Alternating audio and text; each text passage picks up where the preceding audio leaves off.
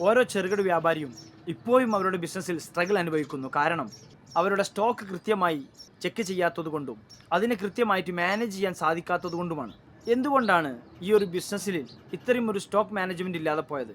ഓരോ സ്ഥാപനത്തിൻ്റെ ഓരോ ഓണറും ശ്രദ്ധിക്കേണ്ടത്, എൻ്റെ ബിസിനസ്സിൽ എൻ്റെ സ്റ്റോക്ക് ഒരിക്കലും 3 മാസത്തിൽ അധികമായിരിക്കുന്ന ഒരു പ്രൊഡക്റ്റും ഞാൻ എൻ്റെ ബിസിനസ്സിൽ കീപ്പ് ചെയ്യൂല എന്നുള്ള ഒരു പോളിസി വെച്ച് നോക്കൂ. ഒരിക്കലും നിങ്ങളുടെ ക്യാഷ് ഫ്ലോ മുടങ്ങിക്കെടുക്കില്ല.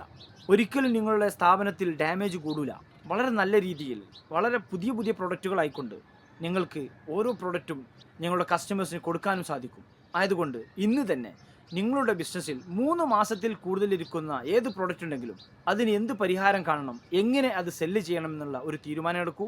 നിങ്ങളുടെ ബിസിനസ്സിൽ നല്ല രീതിയിൽ ക്യാഷ് ഫ്ലോ വർദ്ധിപ്പിക്കാനും ആ ഒരു സ്ഥാപനത്തിന് വളരെ നല്ല രീതിയിലുള്ള വളർച്ച ലഭിക്കാനും അതുമാത്രം കാരണമാക്കി നിങ്ങൾക്ക് മുന്നോട്ട് പോകാൻ സാധിക്കുമെന്നുള്ളതാണ്.